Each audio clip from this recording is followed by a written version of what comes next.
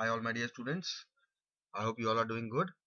I'm Amit Ajmani, your science faculty, and I welcome you all to Sri Jendra Rank Zone classes. This is our lecture number 2 of how do organisms reproduce. In lecture number 1, we talked about what is reproduction, how reproduction takes place and why it takes place, what are the various types, sexual and asexual mode of reproduction. We discussed various different ways of asexual reproduction including the fission and the budding and the fragmentation, regeneration, spore formation and vegetative propagation. That was all about the asexual mode of reproduction in various organisms. In this lecture, lecture number 2, we'll be focusing on the sexual reproduction. First of all, we'll be talking about the process of sexual reproduction in plants. Now we know that what exactly is sexual reproduction.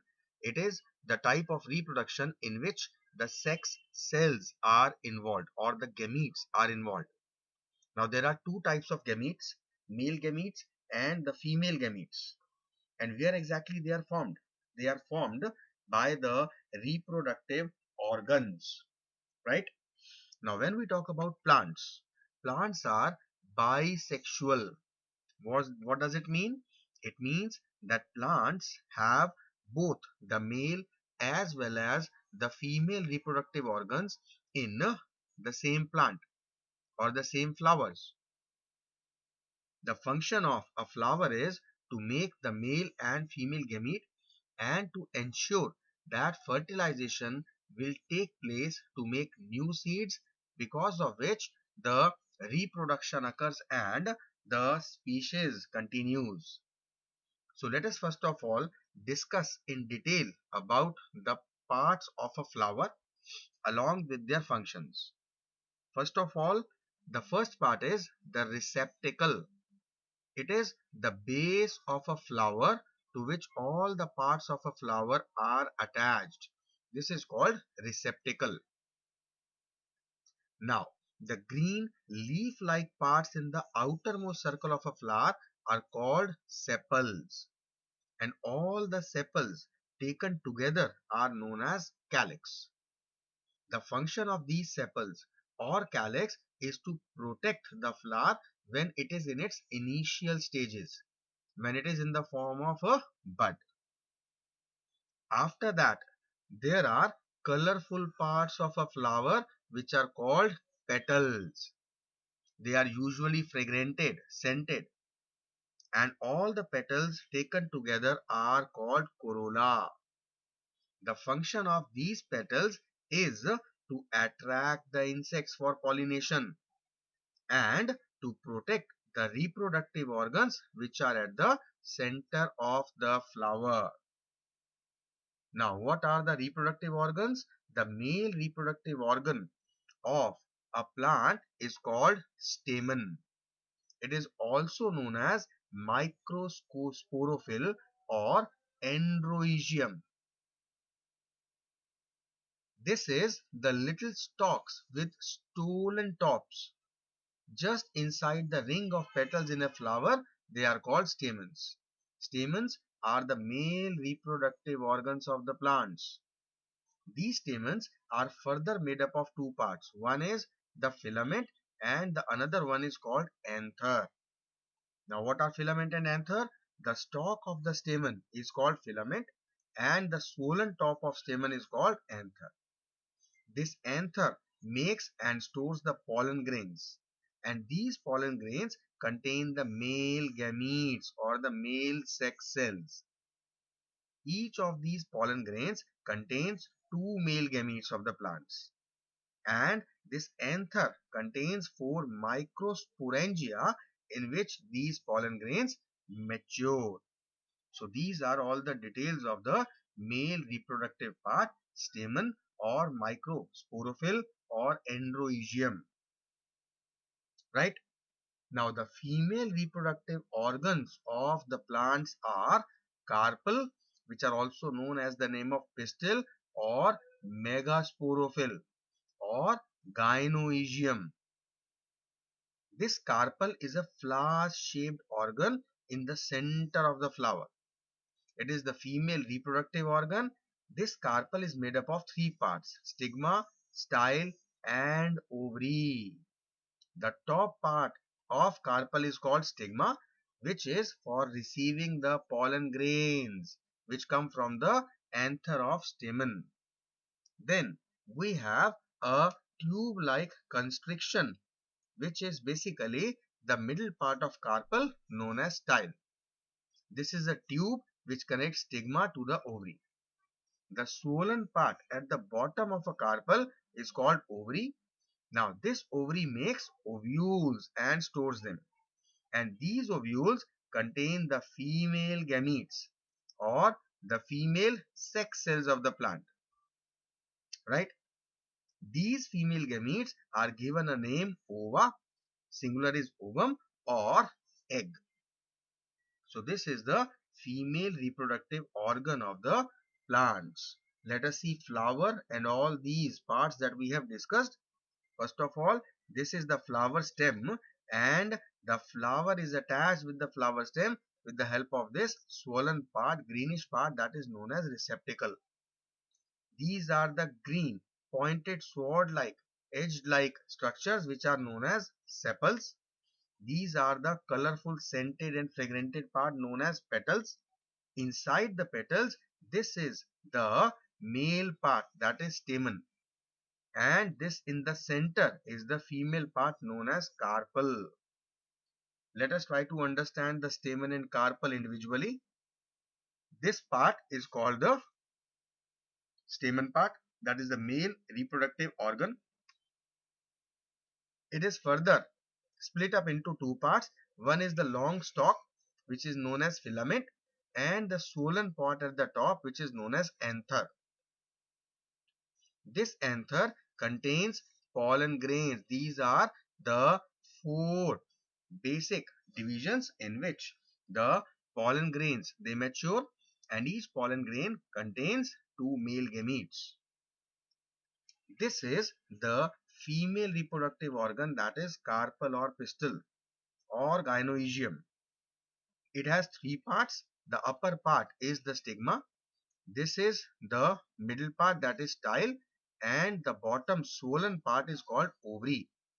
This ovary contains ovules, and in the ovules we have got the female gametes, that is ova or egg. Right? So these are all the details related to the flower, its parts and their functions. There are a few flowers which contain only one sex organ, whether it will be male, that is stamen, or the female, that is carpel. Such flowers are called unisexual flowers. You need to relate two examples of it: papaya and watermelon. These two are unisexual flowers. And those flowers which contain both the male reproductive part stamen as well as the female reproductive part carpel, they are called bisexual flowers. Once again, two examples: hibiscus and mustard plants. All the flowering plants normally, that is the angiosperms, are normally bisexual. Right? Now, before studying the process of actual reproduction in plants, we need to understand first what exactly is pollination. What is pollination? It is the process of transfer of pollen grains. Where are pollen grains present? They are present in the anther part of the stamen. So from there they will be transferred to the carpel. The top part of the carpel is stigma, so they will be transferred to the stigma of the carpel. This process is known as pollination. Now this pollination is carried out by various pollinating agents. For example, insects like bees and butterflies. This is called entomophily. It can be carried out by birds. This is called ornithophily. It may be carried out by wind. This is known as anemophily. It can be through water, which is called hydrophily, and through bats, which is called chiropterophily. So this is the pollinating agent which carry the pollen grains from the anther part of stamen to the stigma of carpel. Now this pollination is carried out by two ways. One way is self-pollination and another way is cross-pollination. Now when the pollen grains from the anther of a flower are transferred to the stigma of the same flower or another flower of the same plant, then it is called self-pollination. But when these pollen grains from the anther of a flower, they are from one plant to the another plant, any kind of similar but different plant, then it is called cross pollination. Right? So this is the process of pollination. This is self pollination. From the anther, the pollen grains are transferred to the stigma of the same flower. But if they are going from one flower to a different flower, then in that case it is called cross pollination. So the first step is to make sure that the anther transfers its pollen grains and the pollen grains reach the stigma. Now, what are the various steps in the process of sexual reproduction? You have already understood it. Just try to brush up the facts. Try to focus. The male organ of a flower, we already know, is called stamen. It makes the male gametes, which are called the male sex cells or male reproductive cells. These male sex cells are present in the pollen grains. Again, the female organ of a flower, that is called carpel or pistil. It makes the female gametes or the female sex cells or the female reproductive cells, and they are present where? In ovules. These female gametes are called ova, egg cells or just eggs. They are also called megasporangia. Now the male gametes which are present in the pollen grains, they will fertilize, they will combine with the female gametes or the egg cells present in the ovules. After fertilization, the fertilized egg cells, they grow within the ovules and they are converted into seeds. These seeds produce new plants on germination. Of course, when they get the suitable, favorable conditions like water, warmth, air and light, etc. And this is how a plant is formed. Now let us try to understand in detail the process of fertilization taking place in plants. First of all, what exactly is fertilization? It is the process of combination of, fusion of male gamete, of course, which are present in the pollen grains, and the female gametes, that is ova or egg, present in the ovules. And when this fusion takes place, the end product is called a zygote. Then a mature embryo sac contains 8 nuclei. One of these is the female gamete called ovum or egg. The nuclei present at the two opposite ends or two poles of the embryo sac are called polar nuclei. Now the ovule, rather the embryo sac of ovule, has a small opening at its one end. This opening is called micropyle. This opening, micropyle, is mainly for the male gametes which are coming through the pollen grains, and they come down through a pollen tube from where they enter the ovule or the embryo sac of ovule. The process actually happening is when pollination takes place, and after pollination, when the pollen grains fall on the stigma of the carpel, it grows a pollen tube downwards into the style. We have studied in the previous chapter control and coordination. It is an example of chemotropism. Now this pollen tube, which contains two male gametes, it reaches the ovary where the ovules are present, and the male gametes which are coming through the pollen tube, they will enter the embryo sac of the ovule through that small opening called micropyle. When the pollen tube releases these two male sex cells into the embryo sac, now importantly, one of these male gametes, it fuses with the female gamete or the ova, right? And as a result, zygote is formed. This fusion of male gamete and female gamete is called syngamy, and its byproduct is a zygote which will ultimately grow into embryo. But what about the another male gamete? The second male gamete which was present in the pollen grains, it fuses with two polar nuclei, and this process is known as triple fusion. The end product of this triple fusion process is called endosperm nucleus. This endosperm nucleus grows into endosperm, that is the food storage tissue of seed till it germinates. And the embryo and endosperm, they together make the seed. Now the fertilized egg or the zygote, which was a byproduct of the process of syngamy, it divides several times to form an embryo within the ovule. Then this ovule will develop a tough coat around it, and gradually it is converted into seed, which actually contains the baby plant. And the ovary of the flower, it develops and becomes the fruit with seeds inside it. All the other parts of the flower that we have studied, like sepals and petals and stamen and stigma and style, they all dry up and fall off, and we are just left with two things. One is the fruit, which is actually the ovary which has been converted into fruit, and another thing is the seed inside it enclosed by the fruit. That seed is basically the ovule which has been converted into seed, right? So this is how the process of fertilization takes place.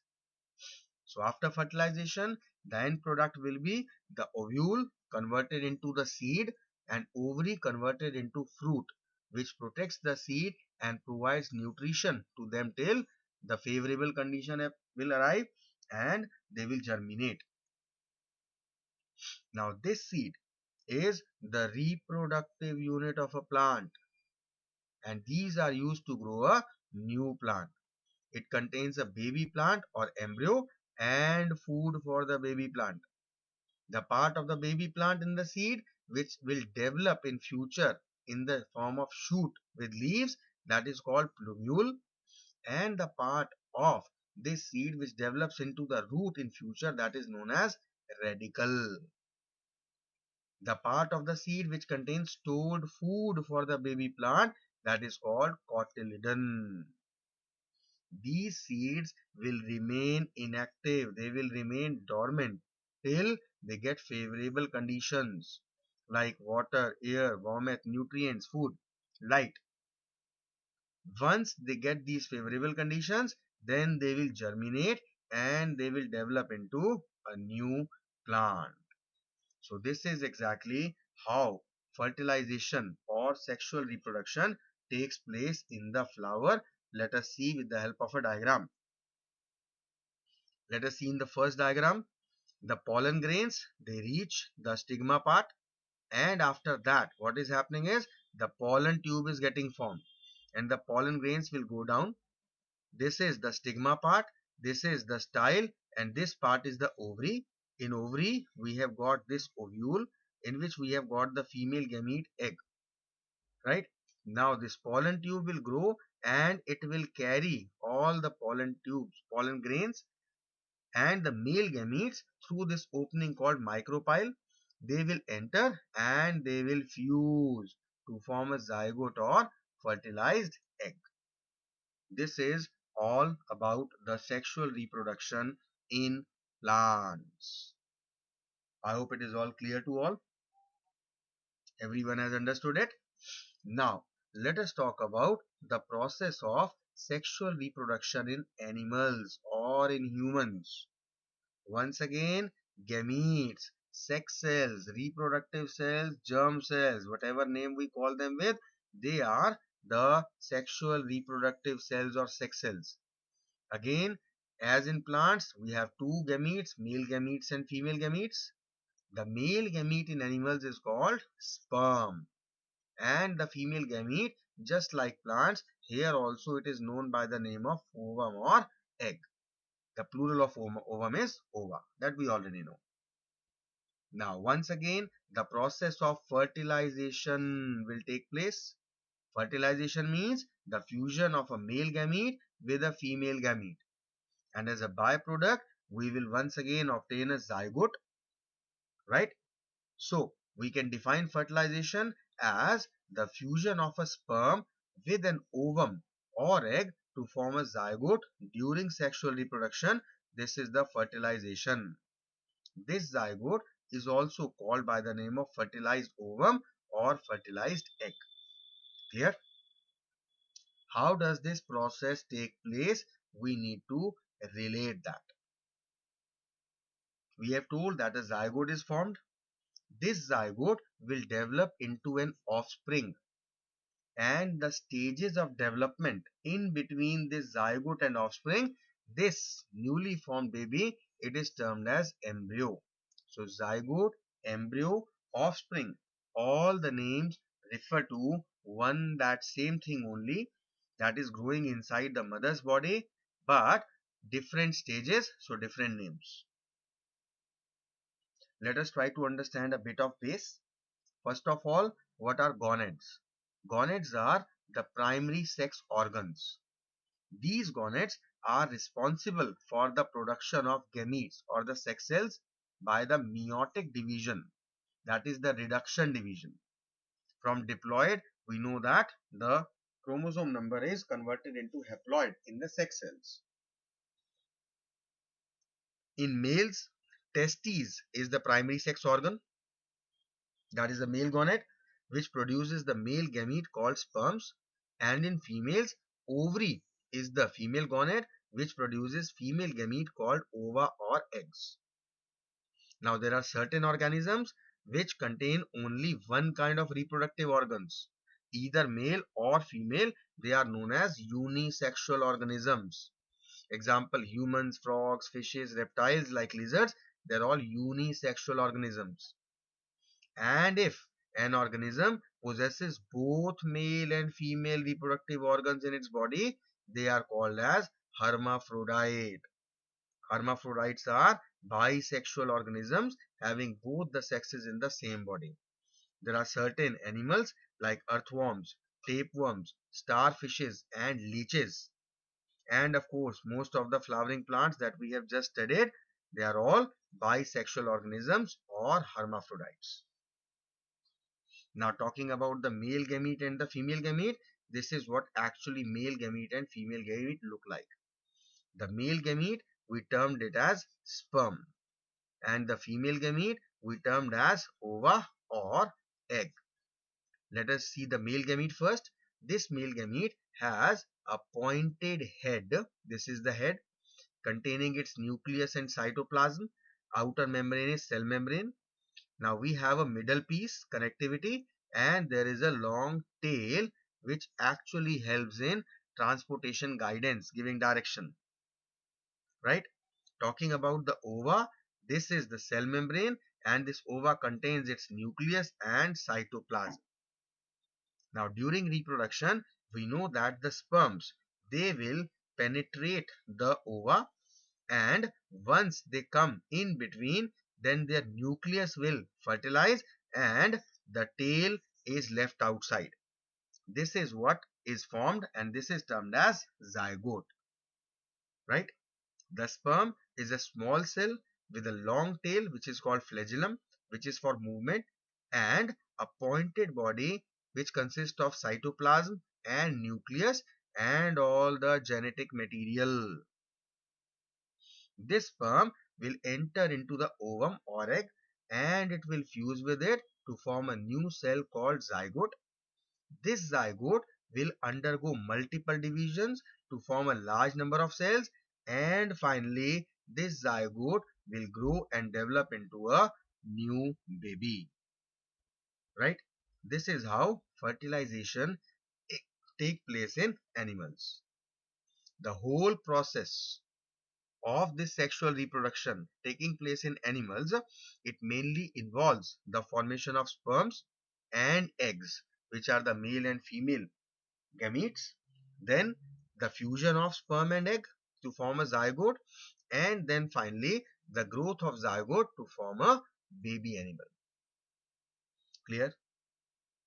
Now we know that in males or in females there is a stage of puberty. What is puberty? It is the age at which the sex hormones or the gametes begin to be produced, and the boy and girl, they become sexually mature.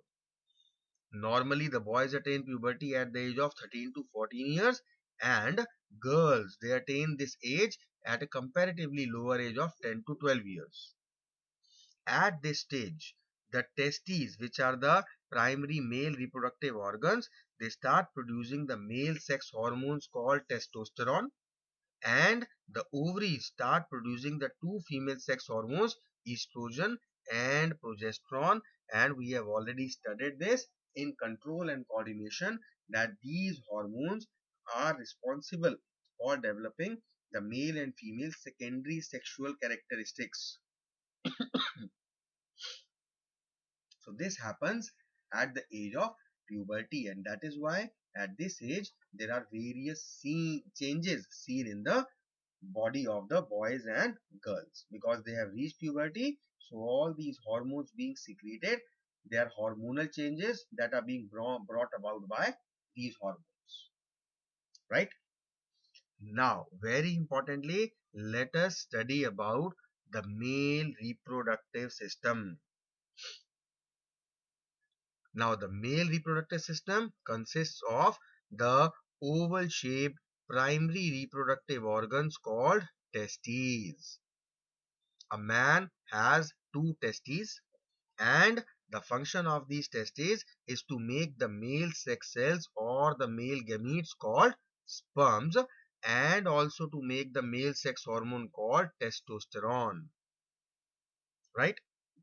These sperms, and that is the sex gametes, and these hormones testosterone, they are made by the testes from puberty onwards throughout the life of a person, right? Now these testes, they lie in a small muscular pouch called scrotum or the scrotal sac, which is outside the abdominal cavity. Why so? The reason is the sperm formation is very sensitive to temperature. So being outside the abdominal cavity, the temperature of the scrotum is 1 to 2 or 3 degree lower than the temperature inside the body. And this is an optimal temperature. That is the most suitable temperature for the formation of sperms. So testes are located outside the abdominal cavity in a pouch called scrotum or scrotal sac, because there the temperature, they are the thermoregulators, there the temperature provided is optimum. This is the best temperature which is required for sperm production, right? Now, the sperms formed in testes come out and go into a coiled structure called epididymis. Here, the sperms get stored temporarily. From the epididymis, the sperms are carried by a long tube called vas deferens, which is also known as spermidact, and from there they reach into an organ called seminal vesicles. Now, in vas deferens, quite importantly, the prostate gland and the seminal vesicles, they add their secretions. Now, these secretions are very important because these secretions provide nutrition to the sperms, and they provide them with liquid medium for better transportation. Now, the seminal vesicles, they join to another tube called urethra, which is coming from the bladder, urinary bladder, part of the excretory system we have already done. This urethra carries the sperms to an organ called penis, which opens outside the body, and these sperms are carried out through penis in a liquid form called semen. So this penis passes the sperms from the man's body into the vagina part of the woman's body. We'll just study it in detail for the purpose of reproduction. So this is exactly what a male reproductive system is. Comparatively, the male reproductive system is simple as compared to the female reproductive system. Why? Because the function of male reproductive system is just to produce the reproductive cells, that is the gametes, and transfer them into the female body. That's it. Let us see with the help of this diagram. This is the side view, so we can see one testis at the moment here. This is a testis, right, which is in the pouch like structure known as scrotum. In this testis, sperms formation will take place, and this sperm formation, after getting produced in testis, will come into this coil structure called epididymis. From here, there is a long tube which is called spermiduct or the vas deferens, which carries these sperms. Now, here, this vas deferens, it basically reaches and meets with the urethra. This is the urethra now. In between, there are two glands, the seminal vesicle and the prostate gland. Both of these add their secretions into the vas deferens, which is for providing liquidity for better transportation and for providing nutrition to the sperms. Now, through this urethra, these sperms will be ejaculated out from our human males through this muscular organ known as penis. So this is simple male reproductive system. Here, talking about the female reproductive system now. This is very important, a bit complex. Let us study it. The female reproductive system consists of ovaries, fallopian tubes, which are also called oviducts, uterus, and vagina. Let us study each one of them in a bit of detail. Ovaries are the oval-shaped primary reproductive organs which are inside the abdominal cavity of a woman near the kidneys. A woman has two ovaries, and the function of these ovaries is number one, to make the female gametes called ova or eggs, and also to secrete the female sex hormones called estrogen and progesterone. Every ovary is composed of several thousand follicles. These follicles are present right from the birth of the female, and they are kind of unripe eggs or unripe ova. Above the ovaries are the tubes called fallopian tubes or the oviducts. These are not directly connected to ovaries, but they have a funnel-shaped opening which almost covers the ovaries. The fertilization of egg or ova through the sperms take place in this fallopian tube or oviduct only. Now what exactly happens is, when the girl reaches the age of puberty, then out of the hundreds and thousands of the immature follicles present in the ovaries, one follicle develops at a time to form a mature ova or egg. Now, on maturing, the follicle bursts and the ova or egg shoots out of the ovary. This process is called ovulation. So, what is ovulation? The release of an egg from an ovary is called ovulation. Now, this ova or egg enters the fallopian tube and they just wait there. During this time, if the sperms are available and fertilization takes place, then zygote will be formed as a byproduct of the fusion of male and female gamete, and this zygote will divide and form embryo, and it starts moving downwards. This embryo gets embedded in the thick lining of the uterus, a process which is known as implantation. Now, the growth and development of this fertilized egg or fertilized ovum into a baby takes place in the uterus, which is also known as womb. Initially, through the blood-rich inner lining of the uterus, which provides nutrition to the child. Right? Now, after implantation, a special tissue will develop between the uterus walls. These walls are also called the uterine walls, and the embryo, which is now also termed as fetus. This special tissue is called placenta, and the exchange of nutrients, oxygen and waste products between the embryo and the mother takes place through placenta, and there is a cord called the umbilical cord which joins the embryo to the placenta. Right? Now the baby remains here, divides, develops and forms the organs. The time period from the fertilization up to the birth of the baby is called gestation period. This gestation period is different for different animals. In humans, it is around 40, rather 38 weeks or 280 days, or we can say 9 months. After this gestation period, the human baby is now fully matured, and after that, the uterine muscles will contract gradually, trying to push the baby out of the mother's body through the vagina, which is also known as birth canal. This process of birth is called parturition, commonly called labor. So what exactly is parturition? It is the contraction of the uterus muscles in order to push the baby out of the uterus. The average weight of a newborn baby is 3.5 kilograms, which varies a lot depending upon so many factors. So this is just an average weight given to us.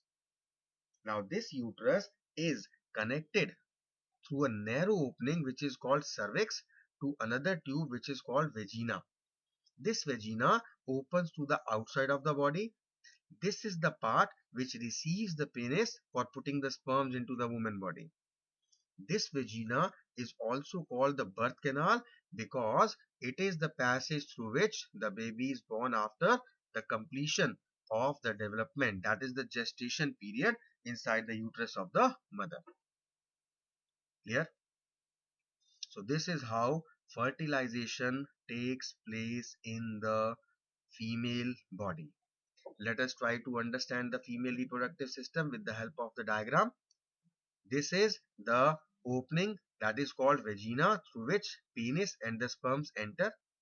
This is a narrow part that is known as the cervix.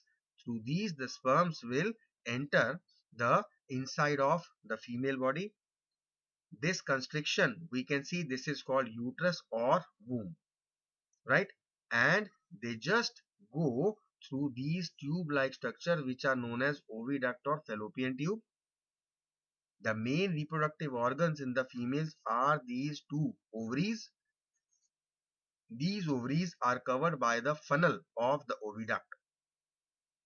Understanding the whole process again, what exactly happens is the process starts with the ovulation. At the time of puberty, after the formation of immature follicles into ova, the ovulation will take place and one ova will shoot up and will enter the fallopian tube through this funnel. During this time, if the sperms enter during copulation process or intercourse, then in that case, the fertilization will take place in the oviduct or fallopian tube. After fertilization, zygote is formed. This zygote will start dividing and it will grow and it will start to come down. And finally, it will get implanted here in the uterus walls. Here, it is going to grow for the gestation period and develop. Placenta and umbilical cord, these will be formed which will connect the baby to the mother's body for all the transportation of nutrition or blood or oxygen or any kind of waste material.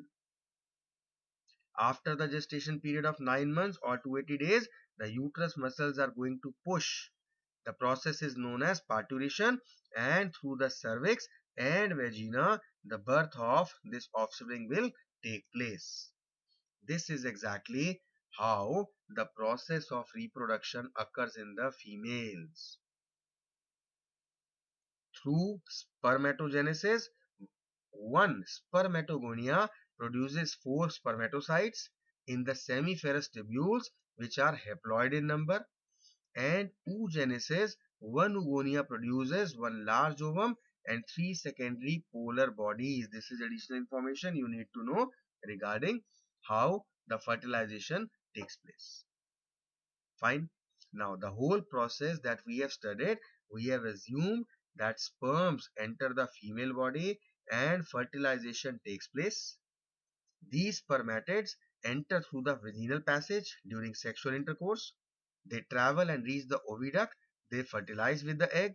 After fertilization, we assume the further process of formation of zygote, then getting converted into embryo, getting it implanted in the lining of the uterus, developing it into embryo, getting the nourishment from placenta, and after gestation period of 9 months, the childbirth is occurring. But what if this fertilization does not occur? What if during this particular time the ova was there in the fallopian tube and no sperm entered? What will happen then? In that case, let us see, when a girl reaches puberty at the age of about 12 years, we know that the sex hormones are released into her blood, right? Now, because of this, what happens is, number one, ova or the egg cells in the ovaries, they become mature or ripe. Initially, they were in the form of immature follicles. Now, one mature ovum or egg is released from the ovary. The process is called ovulation, and this ovulation takes place after every 28 days. Now, since after ovulation there is a possibility of fertilization, therefore, before ovulation or the release of this ovum, the inner lining of uterus becomes thick and spongy. It becomes full of tiny blood vessels or the blood capillaries. Why? Because it prepares itself to receive the fertilized ova or egg in case fertilization takes place. But if the fertilization is not taking place, then in that case, what is happening is the thick and the soft inner lining of uterus is no longer needed. Therefore, it ruptures. Now, this thick and soft inner lining of uterus, along with the blood vessels and the dead ova, it comes out of the vagina in the form of a bleeding, which is termed as menstruation.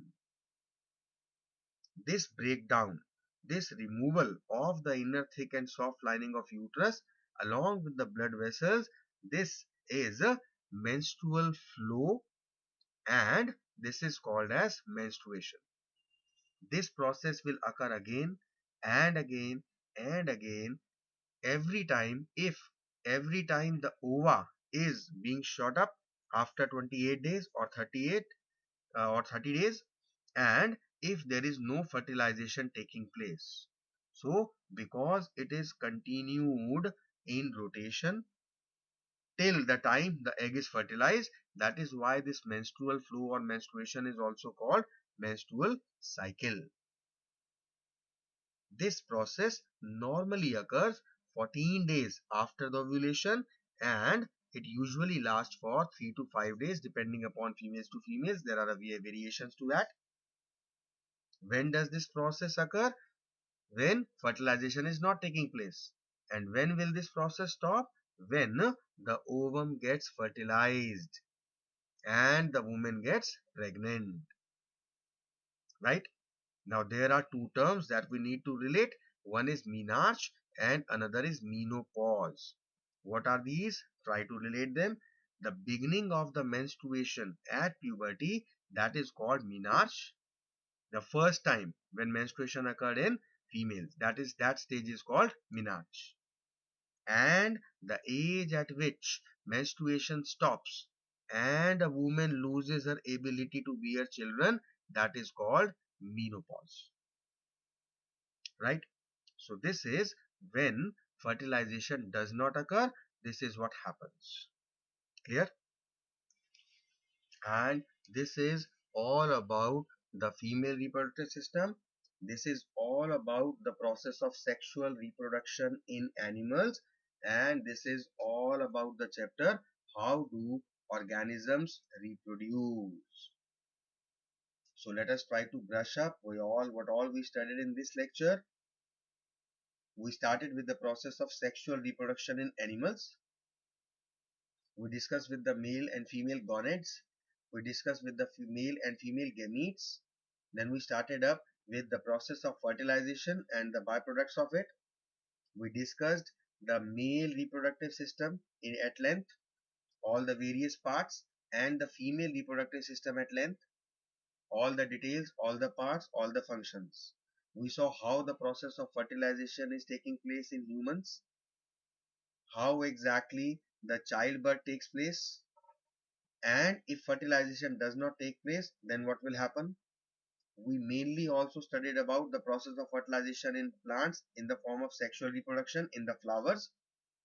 We discussed the various parts of the flowers along with the various functions they are performing, and how the process of double fertilization, that is the process of syngamy and triple fusion, taking place in flowers.